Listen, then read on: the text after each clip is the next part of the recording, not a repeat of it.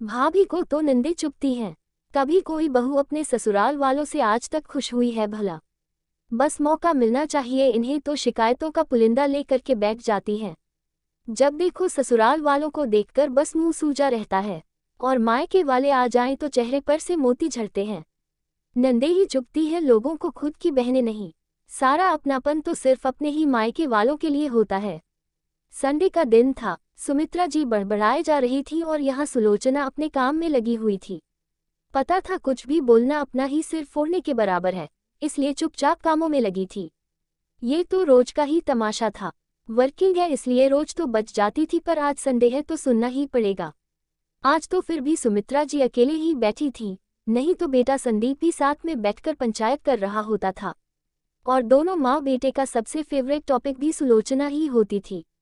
भगवान जाने ये बेवजह की अफवाह कौन फैलाता है कि औरतों को ही सिर्फ पंचायतों का शौक होता है। कभी किसी घर में अगर बहू पुराण चल रही हो तो देखा करो गौर से, घर के पुरुष भी मिर्च मसाला लगाकर चटकारे लेकर पंचायती करते हैं। खैर थोड़ी देर पहले ही सुलोचना की दीदी और जीजा जी आ कर गए हैं। संदीप घर पर नहीं था और सासू माँ भी उनके साथ बैठकर बात नहीं कर रही थी, इसलिए उन्हें चाय नाश्ता देने के बाद सुलोचना उनके पास बैठकर खूब हंस बोल रही थी। और वैसे भी खुद के दीदी जीजा जी से तो कोई भी खुलकर बात कर ले, इसलिए सुलोचना खुलकर बात कर रही थी। बस यही बात सुमित्रा जी ने पकड़ ली और उसे सुनाई जा रही है। अरे हमारी भी बेटियां आती हैं, लेकिन मजाल है कोई इतना हंस बोल ले उनसे। एक तो बहुएं खुद ही फर्क करती है ससुराल वालों और मायके वालों में, ऊपर से कहती है कि ससुराल वाले हमें अपना नहीं मानते। अब क्या जान ही दे दे इनके पीछे। इतनी देर में सुलोचना ने अपना काम निपटाया और अपने कमरे में चली गई। उसे इस तरह चुप देखकर सुमित्रा जी और जल भून गईं। अब तो बात उनके ईगो पर आ चुकी थी। अब तो उन्होंने और जोर से बोलना शुरू कर दिया तो सुलोचना को निकलकर बाहर आना ही पड़ा। क्या बात है मम्मी जी, आपको मुझसे क्या परेशानी है? मुझे परेशानी है? अरे परेशानी तो तुझे है मेरी बेटियों से, जब वो लोग आती हैं तो उनके पास बैठकर बात नहीं करती। अरे मेरी बच्चियों की एक ही भाभी है, थोड़ा सा मान सम्मान दे दोगी तो तुम्हारा क्या बिगड़ जाएगा? मेरे बच्चों का भी मन भरा रहेगा अपने मायके से। माफ करना मम्मी जी, लेकिन मुझे भी चुपचाप बैठने का कोई शौक नहीं है, पर पता तो चले कि कब कौन सी बात पकड़ ली जाएगी, इसलिए चुप रहती हूँ। कहकर सुलोचना अपने कमरे में चली गई। सुमित्रा जी को अपनी और अपनी बेटियों की गलतियां अच्छे से याद आने लगी। जब सुलोचना शुरू में शादी होकर घर आई थी, वह जब भी साथ बैठकर कोई बात करती थी तो उसकी हर बात को पकड़कर उसका मुद्दा बना दिया जाता था, और जब तक सुलोचना माफी ना मांग ले उस मुद्दे को रबड़ की तरह खींचा ही जाता था। 7 महीने पहले जब सुमित्रा जी की बेटियां आई थीं, तब सब लोग बैठकर बातें कर रहे थे और सुलोचना रसोई में काम कर रही थी। अभी सबको खाना खिलाकर फ्री हुई थी, इसलिए रसोई की सफाई कर रही थी। इतने में छोटी नंद ने कहा, भाभी जरा चाय तो बना लो। सुलोचना सारा काम छोड़कर चाय बनाने लगी और चाय बनाकर ले आई। देखा तो ट्रे में 3 कप चाय ही थे।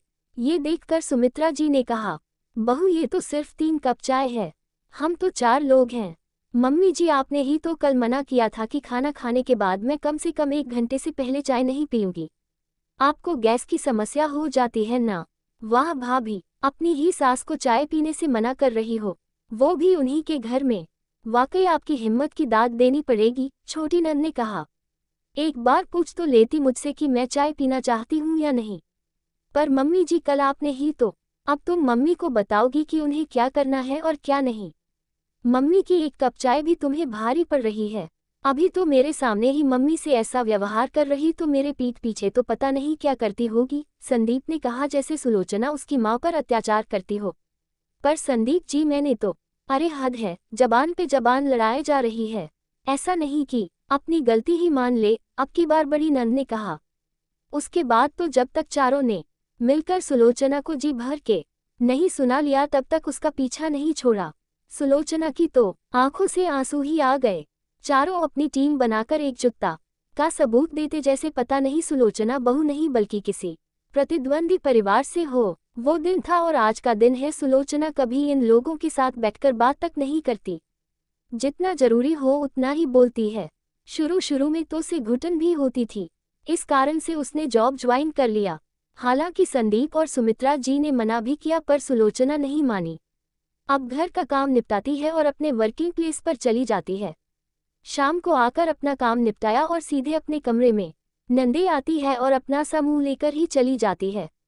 उनसे भी सिर्फ उतनी ही बातें जो ज़रूरत भर जरूरी है।